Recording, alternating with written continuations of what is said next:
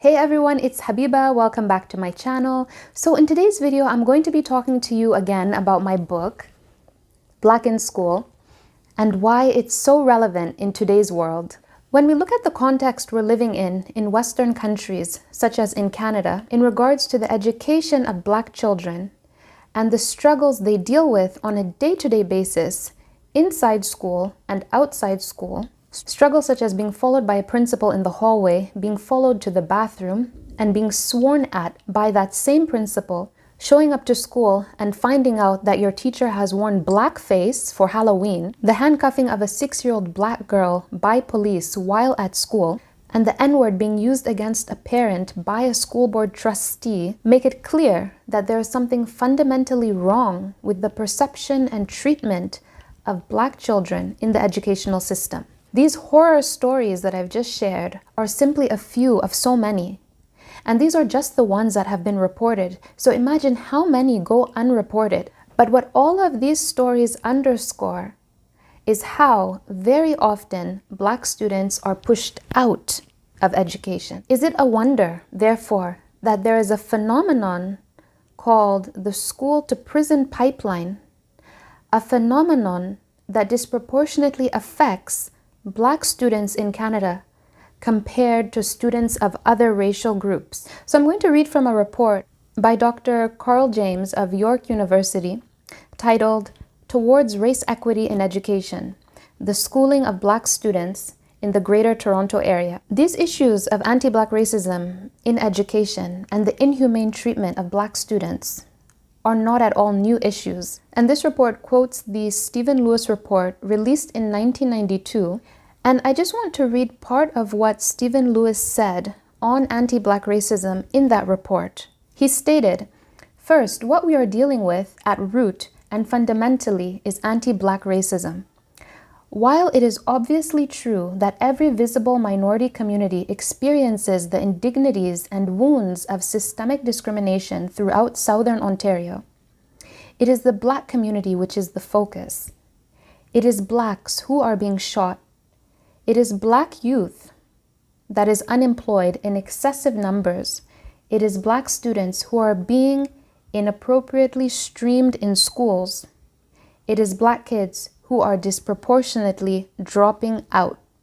And he ends this paragraph by saying, "Just as the soothing balm of multiculturalism cannot mask racism, so racism cannot mask its primary target." That was over 30 years ago. Here we are in 2023 and the same issues persist. And I think it's important for us to understand anti-Black racism, yes, as a matter of discriminating against Black people and the mistreatment of Black people, but also as a matter of human rights.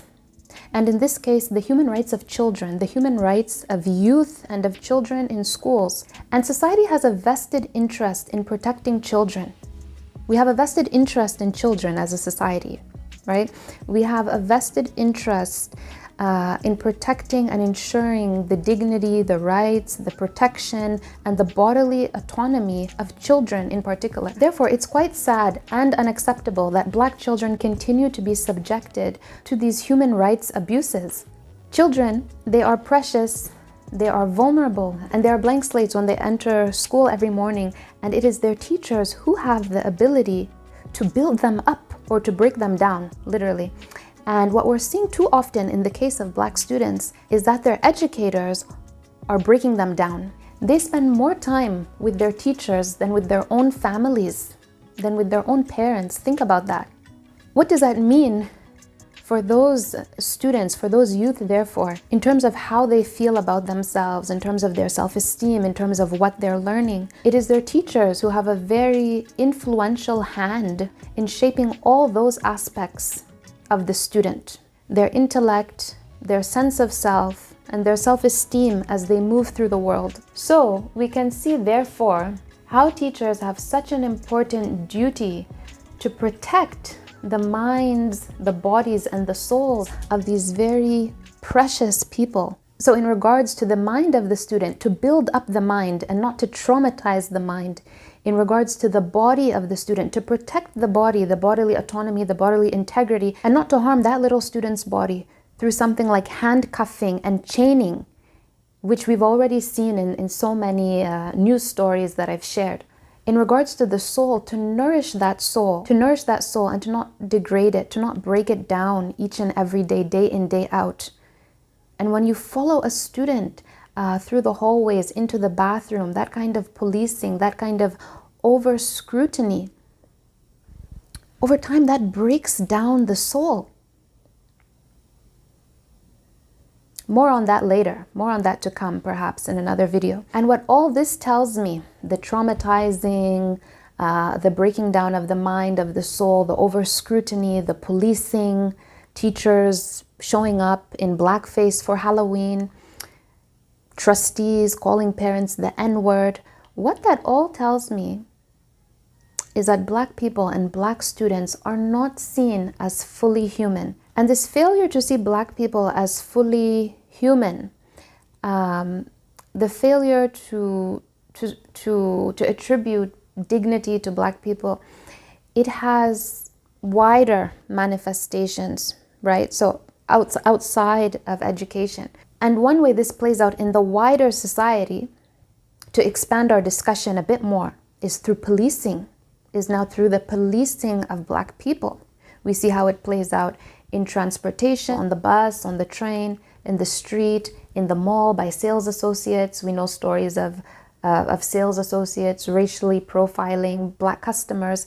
And I remember that in the wake of George Floyd's assassination, when everyone everywhere began talking about anti-Black racism in different contexts, so whether in the sales industry, like fashion, shopping at the mall, and there were many sales associates coming out and speaking about the codes that they have at certain stores, code language that they would use for Black people, which basically told the sales associates, like, you know, keep an eye on that guy or keep an eye on that girl. So these are some of the other real world manifestations of anti-Black racism. And that's why in the introduction of my book, I speak about existing while Black in societies that continue to question our humanity and treat us as undeserving of basic human rights. So the negative perception of Black people leads to the mistreatment, leads to the human rights abuses. And we see how it plays out in so many ways in the world around us. We also see it in sports,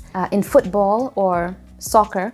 We see a lot of anti-Black racism, and you have players such as Thierry Henry and others like Samuel Eto'o, who have had to take a stand during their careers to say no to racism. Remember during the 2006 World Cup when Thierry Henry started that campaign, Say No to Racism, and the players, they would bring out the big banner on the pitch and hold the banner on the pitch that read Say No to Racism, as a way to draw attention to the racism that the Black players face while they're playing, while they're bringing glory to their teams, to their clubs, and to the national countries whom they play for. We saw it very recently with the Brazilian player Vini Jr., who plays for the club Real Madrid when he was playing against Valencia. We saw the horrific racism he was subjected to in that match. I might make a video on this. So again, I spoke about policing, I gave so many examples. I spoke about shopping, you know, like when you're shopping in the mall for Black shoppers. And then here we see it on a very high level in sports. We see it in the film industry with the backlash to Jada Pinkett Smith's Cleopatra series, simply because Jada decided to cast a biracial woman as Cleopatra, Queen of Egypt. Yet when Elizabeth Taylor, a white woman, a white actress, played Cleopatra decades ago in the 60s, there was not the same backlash. So it's very telling. And what all these examples I've shared tell us is that anti-Black racism is pervasive throughout the world. And we can see its manifestations, we can see how it is expressed in so many aspects of day-to-day life. So now, coming back to the theme of today's discussion about anti-Black racism in schools, if you're an educator, I want to leave you with this.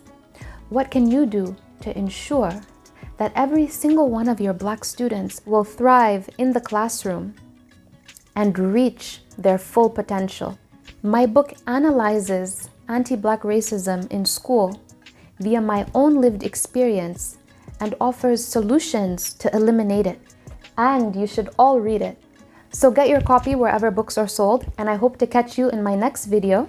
Be sure to watch some of the other videos I've made on this topic, especially if you're an educator. Thank you so much for watching.